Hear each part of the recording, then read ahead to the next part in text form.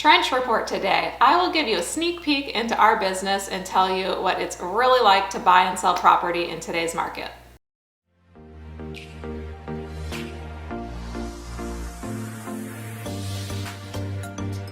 Hi, I'm Jessica Genung with the Genung team at Active Realty. So in this video, I'm going to be sharing with you what kind of properties our clients are buying, like how hard it was to get those properties. We're going to talk about what it's like on the selling side, and are we still up against lots of multiple offers. So let's get to it. Starting with Harveston, we got a client's offer accepted in Harveston, yay. Harveston's always a very popular neighborhood. We're always up against lots of multiple offers, so it's very difficult to be the winner. My client got this beautiful 5-bedroom, 4-bathroom home with a little over 3,000 square feet. We were up against at least 5 other offers from what I remember, and we were like neck and neck with one other really close offer. I happen to know the sellers of this home. We used to work together when I work at Pachanga, so maybe that helped. That's actually my second transaction this month where I was representing the buyer and I happen to know the seller. Another client buying a really cute home in Temecula, we were able to get their second offer accepted, and I happen to know this seller from a mom's group at a church. This one hasn't closed yet, so I'm going to hold off on the details until later, but so far it's been very smooth. Back to the Harveston house. The asking price was $699,000 and our offer was $755,000, which is $56,000 over the asking price, which is what it takes to get an offer accepted in this community. This was our 5th offer we submitted for this client, so we did lose out on the first 4. It's still a very competitive market, especially in the neighborhoods that this client was shopping, such as Harveston, Red Hawk, Morgan Hill, very competitive still. Next up is my listing in Harveston. These sweet clients originally contacted me to help them buy a new construction home in Somers Bend Esplanade community, which is built by Taylor Morrison. They were really sad to leave their lakefront Harveston home, but due to some knee issues, they really needed a single story. Their new Esplanade home is a great layout, and this new community has been very, very popular and has some really amazing amenities. It's the only 55+ community in Temecula, and it is gated as well. When we were about 45 days from closing on their new construction home, we listed their Harveston home. We love to handle both sides of the transaction when clients are buying and selling at the same time if it's another property in Southern California. It makes the process go much smoother when we're handling both sides and everyone is on the same page. We listed their Harveston home for $625,000, and after receiving multiple offers, the winning offer was $670,000, which is about $45,000 over. The home was about 1,600 square feet. It had 3 bedrooms and 2.5 bathrooms. We got an appraisal waiver on both of our Harveston transactions. So maybe you're wondering, what is an appraisal waiver? Well, appraisal waivers have been happening a lot in our business over the past year, which has been really, really nice. Basically, when the buyer is putting a large enough down payment down, the lender, puts the transaction into an algorithm and it comes back that an appraisal is not necessary. So it saves the buyers, $500 or $600, and we don't have to worry about a low appraisal coming in and the buyers having to make up a gap.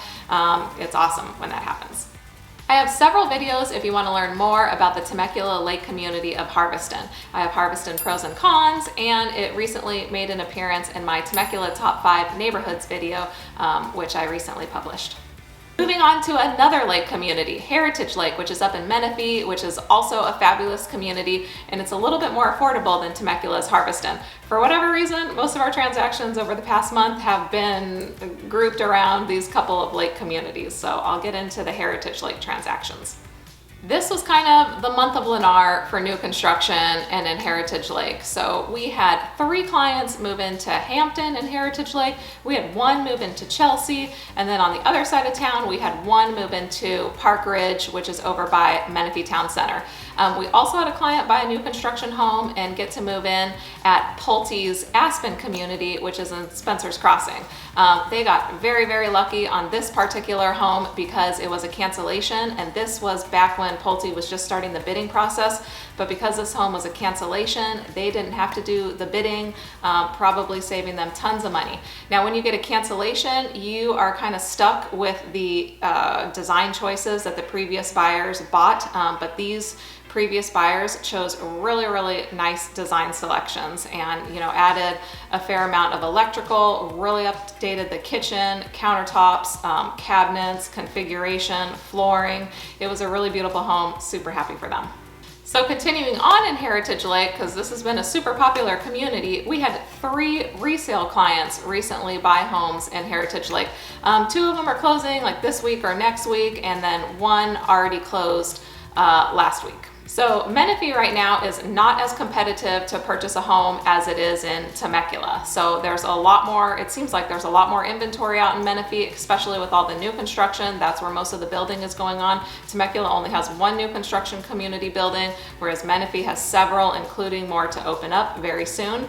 So I'll tell you briefly about my client who closed about a week ago on one out in Heritage Lake. They bought a beautiful single-story home. It was on the high end for Heritage Lake, but this property, there were really no comparable properties to it. Very rare property. It was a single story. It was a former model built in 2017. It had 4 bedrooms, 3 bathrooms. I think it was like 2,900 square feet or so, I want to say. It had a pool and a spa. Being a former model, it had tons of upgrades and was in excellent condition. One thing I kind of want to touch on that was kind of interesting about this particular property is that it was owned by Opendoor, which, you know, buys properties and then they come in, they do some cosmetic fixing, and then they resell them. So just a little, you know, we had a little trouble with this transaction because Opendoor is going through some kind of changes at corporate. So we kind of had a quick escrow on this transaction. My clients were cash, so we wrote it as a quick escrow, and they wanted to move. And Opendoor, so a couple weeks go by in the transaction, and we haven't heard anything from escrow. And my transaction coordinator, who helps me gather the disclosures and do the paperwork, is constantly emailing over to Opendoor, you know, trying to get this paperwork that we need from escrow to move the transaction along.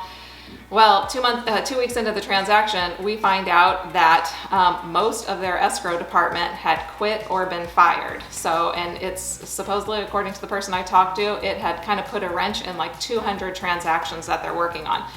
We were miraculously able to get ours closed. We closed 2 days late, but considering the situation of the workload and the fact they didn't have very many people working on it, we were pretty happy that it was only 2 days late, and I think that's because we were cash.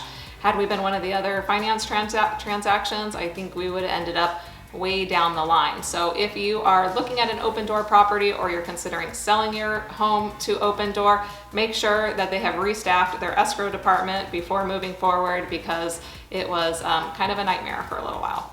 Lastly, another client bought a resale home in a new Pardee homes community called Centennial.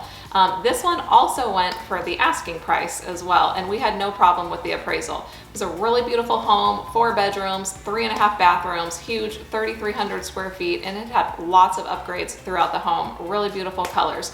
This home was only 2 years old and it felt brand new. It was at the high end for the community, but it certainly deserved it, and then we were up against no other offers, and beautiful home. Let's talk briefly about some new construction communities that have some standing inventory. Hampton at Heritage Lake, Park Ridge and Union Place, also Lennar, Richmond Americans Breverde community in Menifee, Noble and Audie Murphy Ranch is going to be opening very soon. That's a single-story community. I think it's going to be popular. Esplanade, which is the 55 and older community at Somers Bend, they have quite a bit of standing inventory. So this is helping like, you know, loosen even the resale market, which I think is why we're starting to get some offers at asking price or not having to go very far over, except for those hot Temecula communities and some in Murrieta as well. Those ones are still really tough, but I do think that it's loosening up a little bit, especially for people who are expanding their searches out to Menifee and Winchester, which have been very popular, especially for first-time home buyers. So the reason that Menifee and Winchester have been so popular for my first-time home buyers is a lot of times we start, you know, they want Temecula, they want Murrieta, and we start looking, and those properties are going to be a little bit older and need a little bit of work for the same amount of money, whereas you can go out to Menifee and some places in Winchester and you can get like a brand new or an almost new home for the same amount of money. So hope that this video gives you an idea of what the current market is looking like. Let me know if you have any questions, and I'll see you next week. Bye.